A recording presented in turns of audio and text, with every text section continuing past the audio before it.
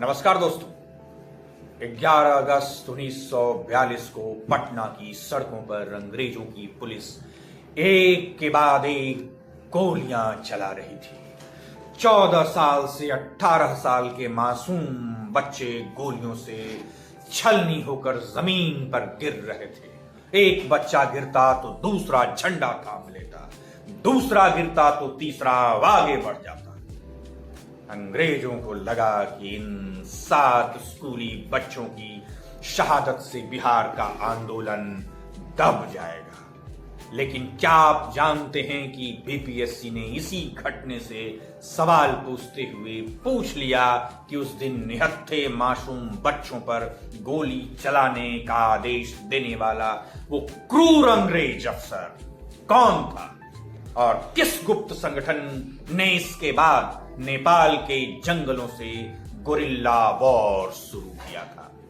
इस वीडियो के बाद बिहार में भारत छोड़ो आंदोलन से बीपीएससी चाहे व्यक्ति पूछे, घटना पूछे, गुप्त संगठन पूछे, महिला का नाम पूछे या फिर समानांतर सरकार, आपका एक भी प्रश्न गलत नहीं होगा। और हां, अगले 30 सेकंड में समझ लीजिए कि आज हमारी यात्रा कैसे चलेगी।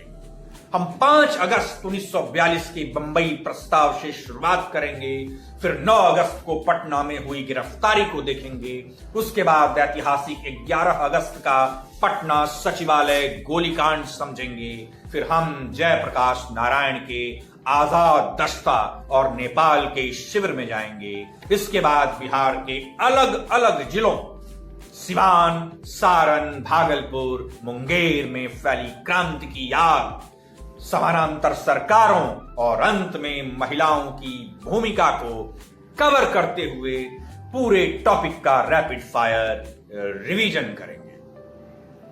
तो चलिए, कहानी शुरू होती है बंबई से। 5 अगस्त 1942 को कांग्रेस कार्यकारिणी ने भारत छोड़ो आंदोलन का प्रस्ताव पास किया और 8 अगस्त 1942 को अखिल भारतीय कांग्रेस कमेटी यानी AICC ने इसे अपनी अंतिम मंजूरी दे दी। गांधी जी ने नारा दिया, करो या मरो। लेकिन अंग्रेज भी तैनात थे। उन्होंने ऑपरेशन 0 आवर चलाया और 9 अगस्त की सुबह देश के सभी बड़े नेताओं को गिरफ्तार कर लिया गया। अब आइए बिहार में भी वही हुआ। 9 अगस्त 1942 को बिहार के सबसे बड़े नेता डॉक्टर राजेंद्र प्रसाद को गिरफ्तार कर लिया गया। उसके साथ फुलेना प्रसाद, मथुरा प्रसाद और अनुग्रह नारायण सिन्हा को भी जेल भेज दिया गया। अंग्रेजी सरकार को लगा कि नेताओं को बंद कर देने से आंदोलन खत्म हो जाएगा। 9 अगस्त को ही सरकार ने एक अध्यादेश जारी करके कांग्रेस को गैर कानूनी संस्था घोषित कर दिया। 10 अगस्त को पुलिस ने कदम कुआं स्थित जिला कांग्रेस कार्यालय और सदाकत आश्रम को सील करके जब्त कर लिया। पर यहां रुकिए, अगर मैं बीपीएससी का एग्जामिनर होता तो यहां से 2 गहराई वाले प्रश्न बनाता। पहला, राजेंद्र प्रसाद को गिरफ्तार करके किस जेल में भेजा गया था? इसका उत्तर बांकीपुर जेल, पटना, जो कि पटना में है। बीपीएससी में यह प्रश्न एक बार आ भी चुका है। दूसरा, जब सरकार ने दमन चक्र चलाया तो किस सरकारी महाधिवक्ता यानी कि एडवोकेट जनरल ने इसके विरोध में अपने पद से इस्तीफा दे दिया था? यह तथ्य बीपीएससी का फेवरेट पीवाईक्यू है। उसका नाम था बलदेव सहाय। विद्यार्थी यहां गलती क्या करते हैं? वे याद रखते हैं कि राजेंद्र प्रसाद गिरफ्तार हुए, लेकिन यह भूल जाते हैं कि किस नेता ने त्याग पत्र दिया था। तो याद रखिएगा, अब तारीख आती है 11 अगस्त 1942। पूरे बिहार का युवा और छात्र उबल रहा था। पटना में छात्रों का एक विशाल जुलूस निकला। मंजिल थी सचिवालय भवन यानी कि सेक्रेटेरिएट बिल्डिंग। छात्रों का मकसद कोई हिंसा करना नहीं था। वे बस विधानसभा की इमारत पर अपना राष्ट्रीय तिरंगा फहराना चाहते थे। लेकिन उस समय पटना का जिलाधिकारी कौन था? उसका नाम था WG आर्चर। आर्चर ने पुलिस को सीधे निहत्थे छात्रों पर गोली चलाने का आदेश दे दिया। गोलियां चली, लेकिन एक छात्र गिरता तो दूसरा झंडा संभाल लेता। इस गोलीकांड में 7 छात्र शहीद हो गए और दर्जनों घायल हो गए। ये 7 छात्र केवल नाम नहीं हैं, ये बीपीएससी के सबसे महत्वपूर्ण फैक्ट्स हैं। आइए इसके नाम याद करते हैं। पहला रामानंद सिंह, दूसरा उमाकांत सिन्हा, तीसरा सतीश प्रसाद झा, चौथा राजेंद्र सिंह, पांचवां देवीपत चौधरी, छठा जगपति कुमार और सातवां राम गोविंद सिंह। आजादी के बाद इसी स्थान पर इन वीर सपूतों की याद में शहीद स्मारक का निर्माण कराया गया। इसके विरोध में 12 अगस्त को पूरे पटना में ऐतिहासिक हड़ताल रही। बीपीएससी यहां से 2 तरह के प्रश्न पूछता है। पहला, किस जिलाधिकारी ने आदेश दिया था? तो इसका आंसर है WG आर्चर। और दूसरा, शहीद छात्रों की संख्या कितनी थी? तो 7। एक और प्रश्न इसमें महत्वपूर्ण है, या फिर 4 नाम देकर पूछेगा कि इसमें से कौन पटना गोलीकांड में शामिल नहीं थे। चलिए 30 सेकंड रुकते हैं और दिमाग को लॉक करते हैं। 9 अगस्त राजेंद्र प्रसाद गिरफ्तार, बांकीपुर जेल में उनको बंद किया गया। बलदेव सहाय का इस्तीफा हुआ। 10 अगस्त को क्या हुआ? सदाकत आश्रम को जब्त कर लिया गया। 11 अगस्त को क्या हुआ? पटना सचिवालय गोलीकांड हुआ, जिसमें कि 7 छात्र शहीद हो गए और डीएम थे उस समय में आर्चर। जब सभी बड़े नेता जेल में बंद हो गए और सड़कों पर पुलिस की गोलियां चल रही थी, तब एक नायक का उदय होता है, जयप्रकाश नारायण जेपी। दिवाली की रात 1942 हाजीपुर जेल की ऊंची दीवारों को फांद कर जयप्रकाश नारायण और अपने साथियों रामानंद मिश्रा, योगेंद्र शुक्ल आदि के साथ फरार हो गए। जेल से निकलकर जेपी कहां गए? वह पहुंचे नेपाल। नेपाल के राजविलास जंगलों में उन्होंने एक गुप्त संगठन बनाया, जिसे नाम दिया गया आजाद दस्ता। आजाद दस्ता का मुख्य काम क्या था? अंग्रेजों के संचार साधनों जैसे कि रेल, तार, टेलीफोन और पुल को नष्ट करना, ताकि ब्रिटिश प्रशासन ठप हो जाए। मार्च अप्रैल 1943 नेपाल के राजविलास जंगल में आजाद दस्ता का पहला ट्रेनिंग कैंप लगाया गया। यहां बिहार के 25 युवाओं को हथियारों और आग्नेयास्त्रों की ट्रेनिंग दी गई। और सबसे महत्वपूर्ण तथ्य, इस प्रशिक्षण शिविर के निदेशक कौन बनाए गए पता है? उनका नाम था सरदार नित्यानंद सिंह। अधिकांश बच्चे याद रखते हैं कि आजाद दस्ता जयप्रकाश नारायण ने बनाया, लेकिन अगर बीपीएससी ने पूछ लिया कि आजाद दस्ता के ट्रेनिंग कैंप का डायरेक्टर कौन था, तो 90% छात्र बाहर हो जाएंगे। उत्तर है सरदार नित्यानंद सिंह।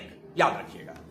नेपाल की इस घटना से प्रेरित होकर बिहार के पूर्णिया और भागलपुर में भी ऐसे ही क्रांतिकारी दस्ते गठित हुए। तो याद रखिएगा, इतिहास में तारीखें याद मत कीजिए, तारीखों के पीछे छिपे जुनून और निर्णयों को समझिए। अब आंदोलन केवल पटना या नेपाल तक सीमित नहीं था। पूरे बिहार के जिलों में जनता ने अपनी सरकारें बनानी शुरू कर दी। आइए एक एक जिले की क्रांतिकारी घटनाओं को समझते हैं। पहला, सिवान, फूलेना प्रसाद श्रीवास्तव सिवान थाने पर तिरंगा फहराने के प्रयास में पुलिस की गोली का शिकार होकर शहीद हो गए। दूसरा, सारण, जगलाल चौधरी ने सारण में पुलिस थाने को आग के हवाले कर दिया। तीसरा, दरभंगा और सिंहवाड़ा, कुलानंद वैदिक और कर्पूरी ठाकुर ने अंग्रेजों के रेलवे और संचार तंत्र को पूरी तरह ठप कर दिया। चौथा, कटिहार और डुमरांव, कटिहार में ध्रुव कुमार और डुमरांव में कपिल मुनि थाने पर झंडा फहराते हुए पुलिस की गोलियों से शहीद हो गए। और पांचवा, मुंगेर, मुंगेर से आजाद हिंदुस्तान नामक गुप्त पत्र प्रकाशित होता था। इसके जवाब में अंग्रेजों ने अपना प्रोपेगेंडा फैलाने के लिए मुंगेर न्यूज निकाला। लेकिन जानते हैं सबसे ऐतिहासिक घटना क्या थी? समानांतर सरकारें। चौंकिए मत समानांतर सरकारों को सुनकर। उत्तरी भागलपुर सियाराम सिंह के नेतृत्व में सियाराम दल बना और उन्होंने अंग्रेजों को खदेड़ कर अपनी राष्ट्रीय सरकार स्थापित कर ली। सारण जिला, यहां के रघुनाथपुर, सिवान, परसा, माझी, एकमा, दिघवारा आदि क्षेत्रों में ब्रिटिश प्रशासन को उखाड़ फेंका गया और स्वतंत्र मंडल नाम से अपनी समानांतर सरकार बनाई गई। चंपारण में भी एक पृथक स्थानीय सरकार का गठन किया गया। अब जब आपसे बीपीएससी पूछे स्वराज ट्रेन क्या थी, तो उत्तर होगा 1942 के आंदोलन के दौरान बिहार के छात्रों ने अंग्रेजों की चलती रेलगाड़ियों पर कब्जा कर लिया और उस ट्रेन का इस्तेमाल आंदोलन के प्रचार और प्रसार के लिए एक स्टेशन से दूसरे स्टेशन जाने में किया। इसी ट्रेन को स्वराज ट्रेन कहा गया। भारत छोड़ो आंदोलन में बिहार की नारियों का योगदान स्वर्ण अक्षरों में लिखा गया है। पहला, छपरा। 15 अगस्त को शांति देवी के नेतृत्व में छपरा में महिलाओं का विशाल जुलूस निकला। जब पुलिस लाठीचार्ज करने आई तो महिलाओं ने महिला बिना भागे एक अद्भुत नारा दिया, पुलिस हमारा भाई है।